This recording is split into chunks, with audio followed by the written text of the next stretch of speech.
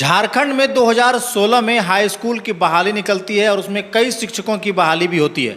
लेकिन हमारे साथ इस वक्त गोड्डा जिला के ब्रजेश कुमार मंडल जी हैं, जिनकी की नौकरी उसमें लग जाती है, लेकिन फ़िलहाल वो नौकरी से वंचित हैं।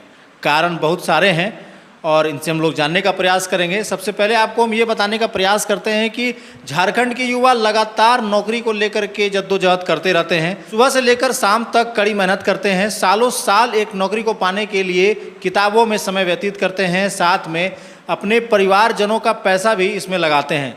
बहुत सारी मेहनतें करने के बावजूद भी नौकरी नहीं मिल पाता है। लेकिन हमारे साथ जो गोड्डा जिला के ये शख्स ब्रजेश कुमार मंडल जी बैठे हैं, 2016 में निकाले गए बहाली में परीक्षा इनके द्वारा दिया जाता है। 2017 में जो है कि वो परीक्षा लिया जाता है और उसमें इनका सिलेक्शन हो जाता है। लेकिन कुछ कारणवश ये आज उस नौकरी से वंचित हैं, जिसे हम इन्हीं के से जानेंगे। सबसे पहले हम चाहेंगे आप अपना परिचय हमारे दर्शकों को दीजिए। मेरा नाम ब्रजेश कुमार मंडल हुआ। मैं गोड्डा जिला से बिलोंग्स करता हूँ। मेरा प्रखंड मेहरमा है और ग्राम मेरा किताका टमडाड़ है। क्या कारण है आज हम लोगों को यहाँ पर बुलाने का मकसद यही है सर कि आपके चैनल के माध्यम से मैं ये बताना चाहता हूँ कि ये 2016 की हाई स्कूल की जो वैकेंसी थी, 2017 में हम लोग एग्ज़ाम दिए थे हाई स्कूल का, और मेरा संगीत का विषय है। 2017 में जब एग्ज़ाम हुई झारखंड में, तो वो जिला स्तर के एग्ज़ाम थे। जिला लेवल में सबका अलग अलग सीट क्रिएट किया गया था। इसमें मैंने गिरिडीह जिला से मैंने अपना फॉर्म का अप्लाई किया था। लेकिन उस समय सरकार ने, रघुवर दास की सरकार थी, उन्होंने 13 और 11 जिला में बांट दिया था। 13 जिला और 11 जिला में बांटने के कारण ये हुआ कि 13 जिला में वो रिजर्व सीट था कि कोई अन्य जिला या तो अदर स्टेट से कोई भी विद्यार्थी उस 13 जिला में नहीं डाल सकता है। लेकिन 11 जिला जो बचा हुआ था, 11 जिला वो जनरल कर दिया था कि ऑल इंडिया का कोई भी स्टूडेंट उसमें डाल सकता है। एक तो हम लोग की कमी उसमें महसूस हुआ, क्योंकि सभी राज्य के जितने भी स्टूडेंट थे 11 जिला में भारी पड़ गया। संयोग बस गिरिडीह जिला से मेरा सिलेक्शन नहीं होता है। इसी बीच में झारखंड के ही एक लड़की सोनी कुमारी सुप्रीम कोर्ट में केस करती इस मुद्दे में कि नहीं, जिला स्तर पर जो आपने सीट को जो क्रिएट किया, तो बहुत ऐसा जिला है जिसमें बहुत सारे सब्जेक्ट का सीट कम रहता है और किसी ज़िला में ज़्यादा रहता है, तो ज़्यादा नंबर लाने वालों का भी किसी ज़िले में उसका सिलेक्शन नहीं हो पाता है। तो इसी वजह से सुप्रीम कोर्ट में जब केस हुआ तो सोनी कुमारी की जीत हुई और सुप्रीम कोर्ट में आदेश भी दिया कि जो भी सीट बचा हुआ है उसमें आपका जाके जिला स्तर को हटाकर राज्य लेवल में मर्ज कर दिया जाए और मेरिट लिस्ट निकाला जाए। तो इसी बीच में जब मेरा गिरिडीह जिला से नहीं हुआ सर, तो मैं तो एक किसान फैमिली से बिलोंग्स करता हूँ। तो किसान फैमिली से बिलोंग्स करने के बाद मैं देखे कि अब तो होगा नहीं, केस चलने लगा, तो मैंने गाँव चला गया। मैं, मेरे बूढ़े माँ बाप मतलब कि मेरे ऊपर ही आश्रित है, तो कितना दिन आखिर त्याग करेंगे। तो मैं गांव चला गया। गांव में ही छोटा मोटा ट्यूशन मतलब पढ़ाने का काम किया और उसी से मेरा अपना पूरा परिवार का मतलब भरण पोषण मतलब उसी में मतलब निर्भर हो गया। इसी बीच में जब सुप्रीम कोर्ट से जीत हुई तो कुछ मतलब सीट उन्होंने जेएसएससी के माध्यम से मतलब रिजल्ट प्रकाशित हुआ, लेकिन उसमें एक बार में सब सब्जेक्ट का नहीं देता था। एक दिन में कभी 10 गो सीट देता था, कभी किसी सब्जेक्ट का 15 गो सीट दे दिया। तो उसमें मैंने दोस्तों के माध्यम से मैं बहुत बार जानने का प्रयास किया, रिजल्ट देखता था, क्योंकि उस मेरे गांव ऐसा है सर कि वहाँ पर नेटवर्क का कोई साधन नहीं है। अभी भी जाके देख सकते हैं, कोई नेटवर्क का साधन है ही नहीं, जिसके वजह से हमको उतना पता नहीं चलता था और जेएसएससी अपने साइड में रिजल्ट को प्रकाशित करते थे। तो 3-4 बार मैंने देखने का प्रयास किया दोस्तों के माध्यम से कि देखिए तो मेरा रिजल्ट आया है क्या, तो नहीं आता था। तो मैं फिर और निरस्त हो गया कि अब हम लोग का नहीं होगा। इसी बीच में गोड्डा का ही एक जान पहचान लड़का था, उन्होंने बोला कि मेरा सिलेक्शन हो गया। तो मुझे पता चला कि उनसे तो मेरा कहीं 2-3 नंबर ज़्यादा नंबर था। जब ऐसे ओमार सीट में जब हम लोग मिलाए थे तो मेरा 208 नंबर म्यूजिक से आया हुआ है। तो मुझे पता तो चला नहीं था, ओमार सीट से किए थे। तो फिर बोला आज आखिर हम आवेदन लेके तब हम चले गए जेएसएससी में। जेएसएससी में काफ़ी मशक्क़त के बाद वहाँ तो एंट्री मिलती नहीं है, जाने देने नहीं देते हैं जल्दी अंदर। तब फिर बहुत प्रयास से सर निवेदन किए, सर गरीब बच्चा है, किसी तरह हमको अंदर जाने दीजिए, मैं अध्यक्ष महोदय से बात करूँगा इस मैटर में कि मेरा आखिरकार नंबर कितना है, मेरा सिलेक्शन क्यों नहीं हुआ। जब मैं आवेदन लेके गया सर, तो अंदर में फिर अध्यक्ष महोदय पर देखते तो बोलते नहीं आप तो छूट गए, आपका 15/6/2023 को ही आपका रिजल्ट हुआ है और आप तो 1 महीना बाद आ रहे हैं। और उस दिन जिस दिन मेरा रिजल्ट प्रकाशित हुआ मात्र 5 बच्चों का रिजल्ट हुआ है। तो मैं सरकार से मैं विनती करता हूं कि इसमें गरीब बच्चा को कैसे पता चलेगा, गांव में रहेगा तो। आपने किसी भी प्रकार का व्यक्तिगत इन्फॉर्मेशन नहीं दिया। कोई चिट्ठी, कोई मेल, कोई मोबाइल मैसेज? मेरे मोबाइल में नहीं, जबकि जब मैंने आवेदन भरा सर तो सारा डॉक्यूमेंट्स उसके पास है कि वो लड़का किस गांव का है, उसका मोबाइल नंबर कितना है। उसके माध्यम से तो डाक के द्वारा या किसी भी माध्यम से तो सूचना दे सकती थी सरकार जेएसएससी, लेकिन किसी भी प्रकार का उन्होंने सूचना नहीं दिया व्यक्तिगत तरीके से, और जेएसएससी अपने साइड में छोड़ देता है।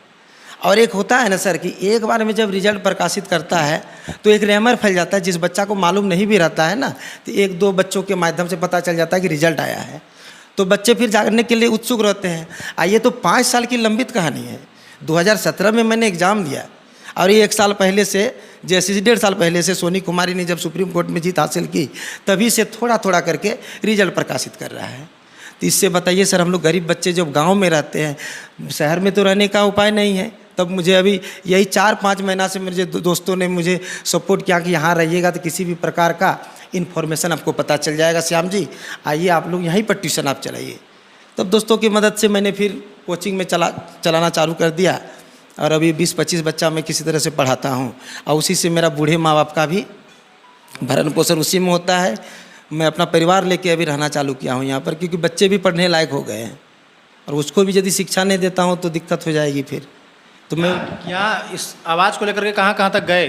इस आवाज़ को लेकर तो सबसे पहले मैंने पुनः फिर जेएसएससी में गया, अध्यक्ष महोदय को आवेदन दिया, निवेदन किया कि सर किसी तरह में ले लीजिए सर, हम गरीब बच्चा हैं सर, किसी भी प्रकार का उस देहात में किसी भी प्रकार का नेटवर्क नहीं रहता है, मैं ये आप जाके सुपरविज़न कर सकते हैं किसी भी। ये बात बोले आप? हाँ। क्या बोले? तो बोले नहीं, जो हो गया सो हो गया, ये सरकार से निर्णय लिया गया है कि अब नहीं, आपको मौका दिया। उसी में हुआ था क्या, जो रिजल्ट प्रकाशित हुआ था उसमें से सिर्फ 3 डेट निर्धारित कर दिया है।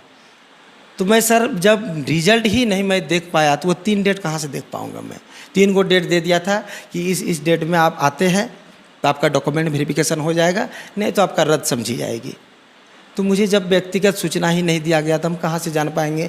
गाँव में मैं रहता हूँ, अभी भी तो 50% गाँव में नेटवर्क। स्थानीय कोई नेता से मिले?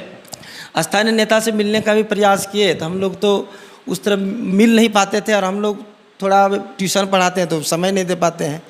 जिस समय हम जेएसएससी में गए तो उस समय मुख्यमंत्री से साहब से भी मिलने का प्रयास किया, लेकिन गेट से ही बाहर आना पड़ता, तो वहाँ तो अंदर जाने नहीं देते हैं। तो फिर हम लोग घूम के चले, पहुँच नहीं है तो भेंट भी नहीं हो पाती। किसी प्रकार का पहुँच नहीं है सर हम लोग का। कहाँ, हम लोग तो सिर्फ वोट देने के समय गाँव में वोट देने चले जाते हैं और गाँव में ही रहते हैं। लेकिन अभी फ़िलहाल 5 महीना से गोड्डा में भी रह रहे हैं कि किसी भी ऐसा लग रहा है अभी क्या स्थिति है लोग घरों की, घर के लोगों की, कि लोगों को नौकरी मिलता नहीं है। आपका नौकरी लग गया है और कागज़ में लिखा हुआ है कि आप अब्सेंट हैं। अब्सेंट जब मैं एग्ज़ाम दिया तो उस समय काफ़ी खुश थे, हम लोग को आश्वस्त थे कि हम लोग का हो जाएगा, लेकिन वो 13-11 का जो मैटर था जिसके चलते नहीं हो पाया।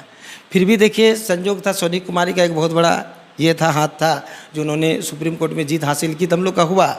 लेकिन जेएसएससी ने ऐसा नियमावली ही बना दी है जिसके चलते हम लोग नहीं देख पाए। घर में माँ बाबूजी जब सुने कि नौकरी हो गया है और अब्सेंट कर दिया लड़का, काफ़ी वो फ्रस्ट्रेट हो गए हैं, बहुत मतलब चिंतित रहते हैं, बैठे हुए रहते हैं।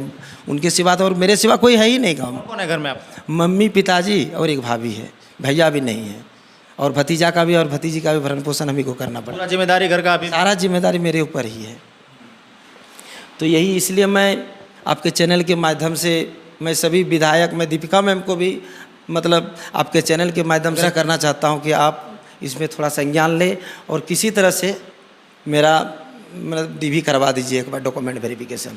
मैं मुख्यमंत्री जी से भी मैं आग्रह करता हूं कि आपके झारखंड के ही हम लोग हैं, और आप जब हम लोग खुद मेहनत करके एक वैकेंसी को मतलब क्रिएट करने में, तैयारी करने में 10 साल लग जाता है। आज इस वैकेंसी के इंतज़ार में हम लोग 5-6 साल तैयारी किए, तब कहीं हाई स्कूल का वैकेंसी आया, बहुत उम्मीद था, मैंने सफलता भी पाया, लेकिन नहीं दे मतलब नेटवर्क नहीं रहने की वजह से किसी का मोबाइल में उस ढंग से नहीं देख पाता था, जिसके चलते मेरा संसाधन की कमी कर रहे हैं। संसाधन, बिल्कुल संसाधन की कमी। अगर व्यक्तिगत इन्फॉर्मेशन दिया जाता तो आज मेरा नौकरी हो जाता। आपके चैनल के माध्यम से मैं अमित सर को भी मैं मतलब आपके चैनल के माध्यम से बताना चाहता हूँ कि आपसे मिलने का भी मैंने दो बार प्रयास किया था अमित सर से, लेकिन उस ढंग से नहीं मिल पाए। और इसके बाद दीपिका मैम भी उस दिन 15 अगस्त में आई थी, लेकिन भीड़ में इतना था तो उसमें बात बताया नहीं जा सकता था, तो मैंने सोचा कि बाद में मिलूँगा फिर, लेकिन अभी मिल नहीं पाए। इसलिए हम चाहते हैं कि आपके चैनल के माध्यम से कि एक बार आप निवेदन करके, मैं जोड़हात करके मैं आप लोग से निवेदन करता हूँ झारखंड के सभी नेताओं से कि हम लोग गरीब स्टूडेंट का आप लोग हित का काम करें, क्योंकि बहुत इसमें मेहनत पड़ती है और क्या कहा जाए इसमें, मतलब कोई बोलने का शब्द नहीं है। बाकी सारे कागजात लेकर के यहाँ सामने बैठे हुए हैं, रोल नंबर है, और देखिए कि कितना बड़ा झटका परिवार लोगों को लगा होगा कि बच्चे का नौकरी नहीं लगता है, और जब नौकरी लग गया है तो यहाँ पर साफ लिखा हुआ है अब्सेंट। एक बार जूम कर दीजिएगा, यहाँ पर आपको जो दिखा रहे हैं, यहाँ पर देखिए आपको अब्सेंट लिखा हुआ दिख रहा होगा कि इस डेट में आप अब्सेंट हैं, आपका नंबर 208 है और आप इस डेट में अब्सेंट हैं।